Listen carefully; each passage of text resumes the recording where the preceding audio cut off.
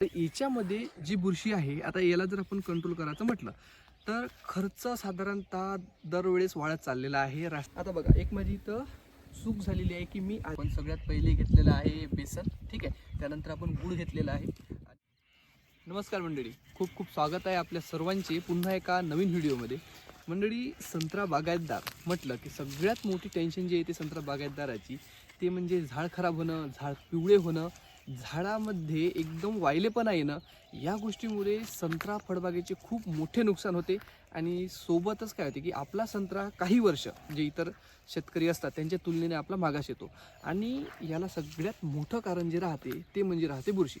कारण की संत्र्यामध्ये बुरशीले जर आपण नियंत्रण करू शकत असेल तर आपण खूप मोठ्या प्रमाणामध्ये आपला खर्चसुद्धा वाचवत आहोत आणि चांगल्या प्रकारे आपले झाड बनवत आहोत. परंतु आता तुम्ही बघू शकता, आता हे 3 वर्षाचे झाडं आहेत. आता 3 वर्षाचे झाडं जेव्हा आपण बागमध्ये पाहत असतो त्यावेळेस एका प्रकारचे पूर्ण झाडं नसतात.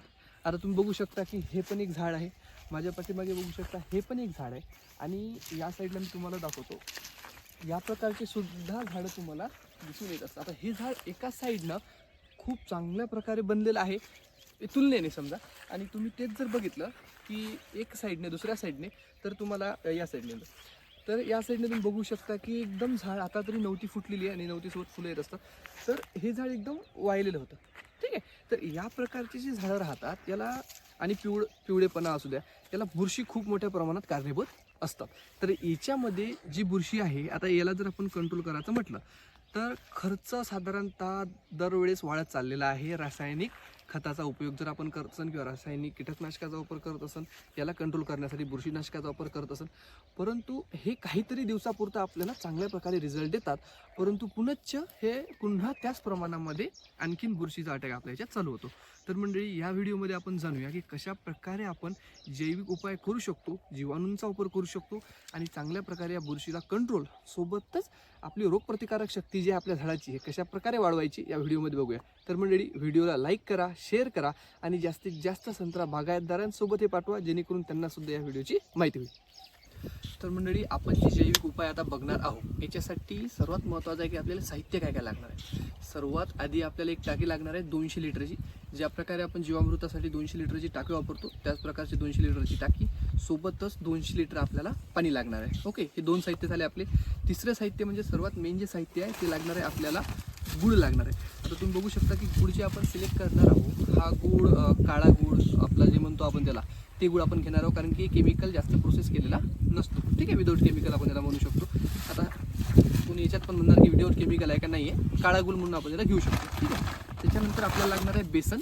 1 किलो आपल्याला बेसन लागणार आहे. गूळसुद्धा 1 किलो आपण घेतलेला आहे. तर सोबत बेसन लागणार आहे 1 किलो आपल्याला. त्यानंतर आपल्याला सगळ्यात मेन जे घटक लागणार आहे याच्यामध्ये, आता मी कोणी तुम्ही कंपनीची घेऊ शकता. याच्यात ट्रायकोडर्मा आपण घेतलं आहे, ट्रायकोडर्मा व्हिरिडी हे घेतलेलं आहे आपण. 1 लिटर घेतलं आहे ट्रायकोडर्मा व्हिरिडी. हे लिक्विड फॉर्ममध्ये आहे. तर हे कोणत्याही कंपनीचे तुम्ही घेऊ शकता किंवा बाहेर जर तुम्हाला कुठं मिळत असेल कोणी जैविक लॅबवर BRCवर, ते पण सुद्धा तुम्ही तिथून परचेस करू शकता, घेऊ शकता, ठीक आहे. त्यानंतर आपल्याला लागणारं शेवटचं साहित्य ते म्हणजे आहे सुडोमोनास फ्लोरोसन्स. हे सुद्धा एक जैविक बुरशी आपण याला म्हणू शकतो. हे आपल्याला घ्यायचं आहे. हे सुद्धा आपल्याला किती घ्यायचं आहे तर हे सुद्धा आपल्याला 1 लिटर घ्यायचं आहे. आता हे तुम्ही कोणत्याही कंपनीचं घेऊ शकता, कुठून सुद्धा मार्केटिंग जिथून तुम्हाला मिळेल स्वस्तामध्ये ते तुम्ही घेऊ शकता. आता या प्रकारे आपल्याला हे 1 2 3 4 पाणी आणि टाकी हे 6 साहित्य आपल्याला लागणार आहे. आणि या 6 साहित्यातून आपल्याला जे आपण जैविक उपाय, जैविक बुरशीनाशक आपण करणार आहोत, त्यातून आपल्याला कशा प्रकारे आपल्या संत्रा डेव्हलप होणार आहे ते आपण आता याच्यातून शिकणार आहोत. तर सर्वात आधी आपण बघूया की कशा प्रकारे आता हे आपण बनवायचं आहे. तर मंडळी, सर्वात आधी आपण पुन्हा एकदा साहित्याची लिस्ट बघूया. आपण सगळ्यात पहिले घेतलेलं आहे बेसन, ठीक आहे. त्यानंतर आपण गूळ घेतलेला आहे आणि सोबतच आपण ट्रायकोडर्मा व्हिरिडी घेतलेली आहे. आता ट्रायकोडर्मा व्हिरिडी काय करणार आहे की ट्रायकोडर्मा जे फायटोप्थोरा नावाची आपली बुरशी आपल्या संत्र्यामध्ये सर्वात जास्त आपल्याला घातक असते, त्या बुरशीला मारण्याचं काम ही ट्रायकोडर्मा करणार आहे. ओके, कारण की आपल्याला यूजसुद्धा माहीत असला पाहिजे आपण काय काय कंटेंट टाकत आहोत. त्याच्यानंतर आपण जे सुडोमोनास टाकत आहोत, तर सुडोमोनासनं काय होणार की आपल्या झाडामध्ये रोगप्रतिकारक शक्ती वाढणार आहे, सोबतच मुळांचं संरक्षण करण्यामध्ये हिचा खूप मोठा रोल असणार आहे. ओके, आणि जे आपण गूळ टाकत आहोत, गूळ आणि बेसन हे काय करणार आहे, जे आपली बुरशी आहे तिला जास्तीत जास्त मल्टिप्लिकेशन करण्यासाठी आपल्याला हे मदत करणार आहे. तर सर्वात आधी काय करूया, आपण गूळ भिजून ठेवूया, ठीक आहे. तर गूळ तुम्ही एका बकेट ओव्हरनाईटमध्ये तुम्ही भिजवायला ठेवू शकता. आता हे काय करू शकता तुम्ही ज्यावेळेस करायचं आहे, आता मला तुम्हाला दाखवायचं होतं म्हणून मी तुम्हाला जस्ट इथं भिजवत आहो. तर तुम्ही 1 ते 1.5 घंटे आधी जर तुम्ही मुरू घातला गूळ तर चांगल्या प्रकारे ही गूळ त्याच्यामध्ये मिक्स होणार आहे. ठीक आहे. त्याच्यानंतर मी काय करतो, आपण जे बेसन आहे आपलं 1 किलो, आता साधारणतः मी नेहमी जीवामृत वापरत आलेलो आहोत, त्यामुळे बेसन घरी करून ठेवलेलं आहे. आपलं जे हरभरा निघाला असते त्यापैकीच मी काही बेसनसाठी ठेवलेला होता आणि एखादा मन देऊन आणला होता, त्यामुळे तो पण खर्च आपला तिथं आपला वाचणार आहे. आणि जीवामृत झालं, हे घटक झालं, आणखीन आपलं कृपामृत झालं, यामुळे काय होणार आहे की आपल्या जे जमिनीमध्ये जीवाणूची संख्या आहे हे वाढण्यास आपल्याला मदत होणार आहे. आता तुम्ही सगळ्यात आधी आपण हे भिजवून ठेवूया. आता हे काय करायचं, याच्यावरती गोळे गोळे गोळे गोळे तयार होतात. आता हे नवीन गोष्ट नाही कोणासाठी, तरी पण एक सांगत आहोत, आपण जेवढे जास्त गोळे फोडण्याचा प्रयत्न केला तेवढ्या चांगल्या प्रकारे एकजीव हे मिश्रण होणार आहे. आणि ही पहिली बकेटीत किंवा याच ठिकाणी करून ठेवा, जेणेकरून आपण ज्यावेळेस टाकीमध्ये टाकणार आहोत त्यावेळेस काय होणार की चांगल्या प्रकारे ते मिक्स होणार, नाही तर गोळे गोळे गोळे शेवटपर्यंत ते राहणार आहेतच. तर त्या प्रकारे हाताने तुम्ही सुद्धा हे करून घेऊ शकता. ठीक आहे. चांगल्या प्रकारे एकदा हे मिक्स झालं त्यानंतर आपण पुढे याचा वापर कसा करायचा, सोबतच याचे देण्याची टायमिंग आहे.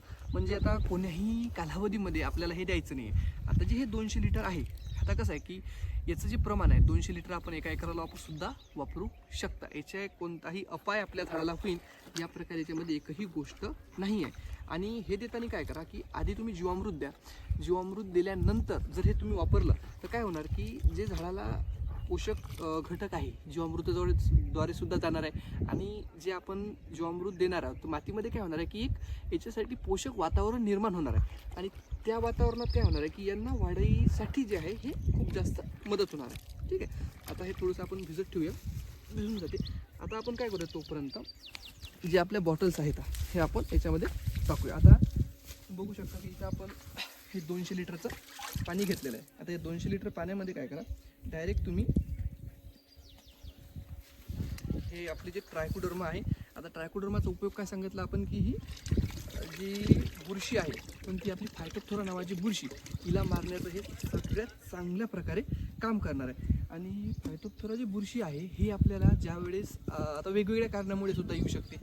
आणि संत्र्यामध्ये सर्वात जास्त घातक जर कोणती बुरशी असेल तर ते फायटोप्थोरा नावाची बुरशी आहे. बुरशी केव्हा येणार, ज्यावेळेस आपल्या शेतामध्ये पाण्याचा निचरा चांगला नाही होणार, सोबतच कोण्या ठिकाणी पाणी साचून राहणार, किंवा अतिपाणी किंवा अति जर आपण खतांचा सुद्धा वापर करत असेल त्यांना सुद्धा हे यामुळे झाडांना अपायकारक हे ठरू शकते. तर या सर्व गोष्टीसाठी काय करणार आहोत आपण, या प्रकारचं हे जैविक आपण याला जीवाणूसंघ म्हणू किंवा जैविक बुरशीनाशक म्हणू, हे आपण इथं तयार करणार आहोत. तर याचं जे कालावधी राहणार आहे, आता हे कधी कधी द्यायचं, तर हे आपण नेमकं 4 वेळा देणार आहोत आपण वर्षभरामध्ये. तर हे देताना काय करायचं, प्रामुख्याने 2रा महिना, 4था महिना, 8वा महिना आणि 12वा महिना हे याचा स्केड्यूल असणार आहे की आपल्याला 2ऱ्या महिन्यात द्यायचं आहे. काय होते त्यावेळेस नवती फुटण्यास सुरुवात होते. 4था महिना जे असेल आपले मोठी भाग असेल फळधारणेमध्ये मदत करते. 8वा महिना झाला, नंतर 12वा महिना झाला. या प्रकारे आपल्याला काय करायचं आहे, हे द्यायचं आहे आपलं जैविक जीवाणुसंघ, जे आपण बुरशीनाशकचा जीवाणुसंघ बनवलेला आहे. आता आपल्याला सगळ्यात महत्त्वाचं आहे की बेसन एकजीव झालं पाहिजे, त्याच्यात गोळे गोळे गोळे गोळे नसले पाहिजे. तुम्ही बघू शकता की हे चांगल्या प्रकारे मिक्स झालेलं आहे. तुम्ही 1 किलोच्या जागी 1.5 किलो बेसन घेतलं तरी अपाय राहणार नाही. आणि सोबतच तुम्ही गूळ जे आहे ते गूळ चांगल्या प्रकारे आपल्याला याच्यामध्ये मिक्स करायचं आहे. आता गुळाचं महत्त्व फक्त आणि फक्त याच्यामध्येच नसून, गुळाचं महत्त्व तुम्हाला जीवामृत ज्यावेळेस आपण बनवतो किंवा गोकृपा अमृत जेव्हा वेळेस आपण बनवतो, सोबतच ज्यावेळेस आपण जैविक गोसंजीवक नावाचं एक खत तयार करता येते आपल्याला शेतामध्ये, ते जेव्हा बनवतो त्यावेळेस सुद्धा या गुळाचं खूप जास्त महत्त्व आपल्याला तिथं दिसून येतो. कारण की गुळामुळे काय होते की जे किटाणू आहे, जे जैविक जीवाणू आहे, हे जगण्यामध्ये किंवा याची पोट भरण्यामध्ये याची खूप जास्त मदत होत असते. तर आता तुम्ही बघू शकता की चांगल्या प्रकारे एक जीव आपलं गुळाचं सुद्धा पाणी झालेलं आहे आणि आपला जे बेसन होतं हे सुद्धा एक जीव आपण इथं केलेलं आहे. आता सरळ सरळ काय करायचं, एकदम सोपी पद्धतीने शांत प्रकारे जे गुळाचं पाणी, याच्यामध्ये आपण काय टाकलं होतं, ट्रायकोडर्मा व्हिरिडी आणि सुडोमोनास फ्लोरिसन्स या 2 जैविक आपण घटक याच्यात टाकलेले. आता हे सुद्धा आपण याच्यामध्ये शांत प्रकारे टाकून द्यायचं आहे आणि हळूवार प्रकारे हे याला मिक्स करायचं आहे. आता तुम्ही मिक्स काठीच्या साहाय्याने सुद्धा करू शकता. आणि मिक्स करताना एक गोष्ट ध्यानात ठेवायची आहे की मिक्स करण्याची सुद्धा पद्धत राहते. आणि ही जी पद्धती आहेत हे आपल्याला वाटते किंवा मला वाटते म्हणून त्या प्रकारे करायचं नाही आहे. कारण की ही जी पद्धती आहेत हे सुद्धा सायंटिस्ट लोकांनी सांगितलेले आहेत जे आपल्या शेतीमध्ये वेळोवेळी वेगवेगळ्या प्रकारचे हे करत असतात, शोध करत असतात. त्यांनी सुद्धा सांगितलेलं आहे की कशा प्रकारे याला ढवळायचं आहे. तर मंडळी आपल्याला घड्याळ ज्या दिशेनं फिरते ठीक आहे त्या दिशेने याला ढवळायचं आहे. आता बघा एक माझी इथं चूक झालेली आहे की मी आधीच पाणी याच्यामधून जास्त काढलेलं नव्हतं. त्यामुळे याच्या वरी पाणी जायचं याच्यासुद्धा भेव लागत असते. त्यामुळे पाणी याच्यात काही ना काही इंचभर सुद्धा कमी ठेवत जा. ठीक आहे. तर आता याला आपण घड्याळाच्या ज्या दिशेनं घड्याळ फिरते त्या दिशेनं आपल्याला फिरवायचं. आता घड्याळाच्या दिशेनं का फिरवायचं हे सुद्धा महत्त्वाची गोष्ट आहे. तर ज्यावेळेस आपण घड्याळाच्या दिशेनं फिरतो त्यावेळेस याच्यामध्ये जास्तीत जास्त ऑक्सिजनचा संचार होतो आणि जीवाणूला या पृथ्वी तलावावर जेवढे पण जीव आहे त्याला सुद्धा ऑक्सिजनची गरज असते. त्यामुळे आपण काय करणार आहोत की घड्याळाच्या दिशेनं याला ढवळणार आहोत. आणि दिवसातून 2 ते 3 वेळा ज्या प्रकारे आपण जीवामृताला ढवळतो त्या प्रकारे तुम्ही याला ढवळायचं आहे. आता तुम्ही जवळून बघू शकता की कशा प्रकारे याला एक वेगळा कलर आता याला प्राप्त झालेला आहे. आता तुम्ही हे कलर बघून घ्या. आता सुरुवातीला तुम्हाला हा कलर दिसणार आहे आणि 5 दिवसांनी ज्यावेळेस तुम्ही याला बघणार त्यावेळेस याचा कलर फिक्कट हिरवा येणार आहे. आणि ज्यावेळेस फिक्कट हिरवा कलर येणार त्यावेळेस तुमचा हा जैविक जीवाणू बुरशीनाशक संघ तयार असणार आहे. आणि हा तुम्ही ड्रीपद्वारे वापरू शकता. तुम्हाला जर याला वापरताना पाठाचं पाणी वापरत असताल तर पाठाच्या पाण्याद्वारे सुद्धा तुम्ही वापरू शकता. आणि सोबतच तुम्ही जर वेगळ्या प्रकारे तुम्ही झाडाला ड्रेंचिंग करत असाल त्यावेळेस सुद्धा हे वापरू शकता. तर मंडळी अशा प्रकारे हा आपला व्हिडिओ होता.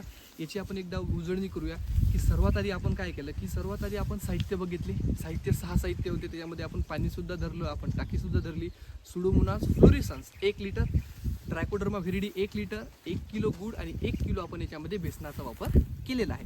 हे सर्व घटक आपण एकत्र केले आणि एकत्र आपण किती दिवस ठेवणार आहोत तर 5 दिवस आपण एकत्र ठेवणार आहोत. सोबतच हे ज्यावेळेस आपण अप्लिकेशन करणार आहोत म्हणजे कोण्या वेळेस द्यायचं आहे तर 2रा महिना, 4था महिना, 8वा महिना आणि 12वा महिना या प्रकारे आपल्याला हे आपल्या संत्रा बागेमध्ये असो किंवा इतर जरी तुमच्या बागा असेल त्याच्यामध्ये सुद्धा तुम्ही हे देऊ शकता.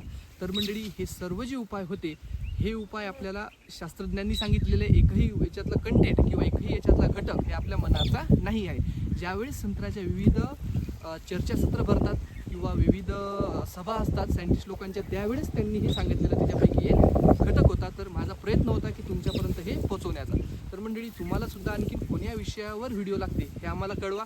जास्तीत जास्त संत्रा फळबागेच्या शेतकऱ्यांपर्यंत हे व्हिडिओ पोहोचवा आणि जास्तीत जास्त व्हिडिओला लाईक करा, शेअर करा आणि सबस्क्राईब करा. धन्यवाद.